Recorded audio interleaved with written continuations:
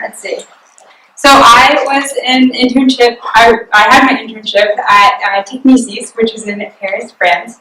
So as Erin pointed out, it's always wonderful to get experience in a place where your language, your B language is spoken in my case. Because I learned pretty quick in my first year that you think that your B language is pretty good, and then you get here and you're sitting in classes and you realize that, it's not perfect, there's always things to improve on. So it was a great opportunity to live in a place where French was spoken every day. And just to back up on the housing point that Erin mentioned, I actually lived with the two other Middlebury students who were also doing their internship at MIIS, but we had a rule that we only spoke French with each other. So when we were in our apartment together, it was all French all the time. At work, it sort of went back and forth because we were working into English. But when we were in the apartment together, it was always French, and that was great. So in terms of my search process for MIIS, Middlebury has had a partnership with MIIS for a few years now, and there are actually currently two MIIS grads that are in-house on-staff translators there now, and I know that a lot of MIIS grads have worked as freelancers for them in the past, and that's what I'm actually doing now, which is kind of nice.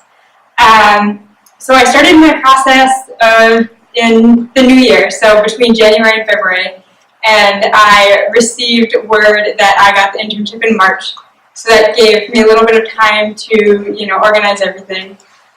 In terms of the qualification process,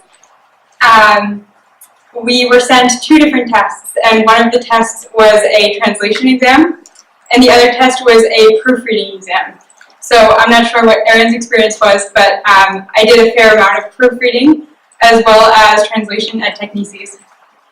And you might think that proofreading is not that exciting, and sometimes it isn't, but sometimes it really is because you get to read really good translations that other people have done, and you get to see, oh, this is a good solution for this. Oh, that's a good way to translate that, or that's a bad way to translate that. So it really gives you a chance to see what other people do in the field, see what professionals do in the field, and you just get sort of a broader idea of ways that things can be translated.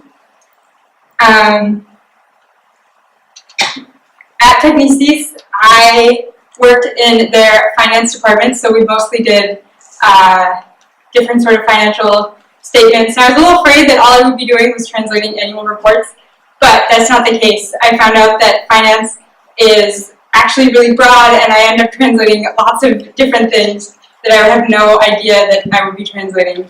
So if you end up in a place that you weren't expecting to, like finance, for example, I wouldn't be afraid of it because it's so broad and you never know what you could get. So don't shy away if an interesting opportunity comes your way that you're not expecting. MIIS had in-house translators, and they also had in-house project management and sales, and so you really got to see how everything worked. And I would say that as a tip, if you have any downtime or just to see how everything works to get the bigger picture of project management and sales and how a whole company works, that's really important because so often we're so focused on the translation aspect of it and you sort of lose all the other moving pieces. In terms of benefits, as Erin mentioned, this was a paid internship, and they also gave us things like reductions on our Metro passes, and we got lunch tickets. So it was €8 a day to eat lunch, which was wonderful. So I've never eaten better lunches on the job. But the best part was that we were treated like real translators. We weren't just the interns, we weren't getting coffee or doing the boring stuff. We were actually translating real things, and we had the knowledge to do that, and we were prepared. So that's really nice to know, because I know that with the stress of exams and everything here, you might sort of feel like, I don't know how well I'm doing out in the real world, but at least in my experience, we're really, really well prepared to go out during, after the first year and before the second year to go and do quality translations And we always got good feedback that we were good translators and that we were doing high quality work.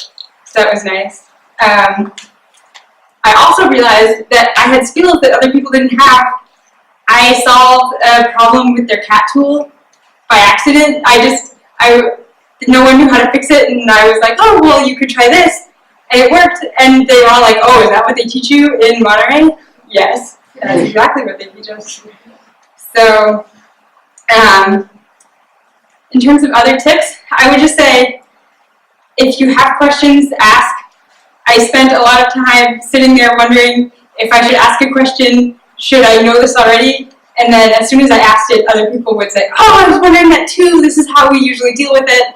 I know that it's tricky, so it really, don't be afraid to ask, because even if it's a stupid question, you're still an intern. If it's not a stupid question, which it's usually not, you'll realize that other people had the exact same thing.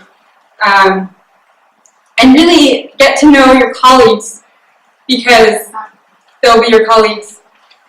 The translation world is pretty small, as I've figured out, and so even if you stop working at that agency, you'll probably come across these same people. So get to know your colleagues, the other translators in my case, as well as the project managers. I have a really good relationship now with the project managers, which is nice because now as a freelancer, they're really nice to me, and they say, you know, oh, I know it's Thanksgiving, so you don't have to do a certain project. So there's a good working relationship, which is important, especially if you want to keep working with them potentially as a freelancer later on. And I would say we had a little bit of downtime, not much, but if you do have downtime, I would read through other people's translations, because again, you just sort of see how other people handle the situations, and you realize, oh, this works really well, oh, I could do this better. So that was really helpful for me. In terms of takeaways, I realized that translation is what I want to do for my career, which is always nice to know. And that I was working in the finance department, and while I was worried about that at first, now I think that finance might be the way to go for me. So again, if you get any unexpected opportunities, you never know where they could go.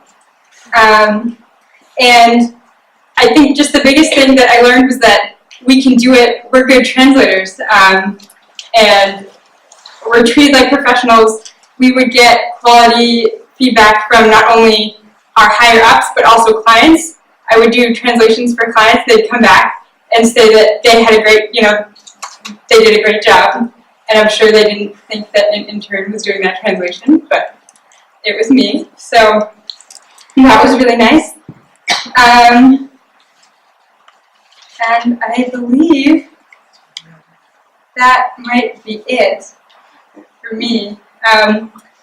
Just take it, if you get the opportunity to go where your B language is spoken, absolutely take it. I know that that's not possible for everyone, but if it is, go for it.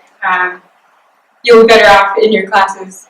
And I know that we all itch to get back to wherever our language is spoken. So if you have the opportunity to do that and also practice translation or interpretation or project management, then go.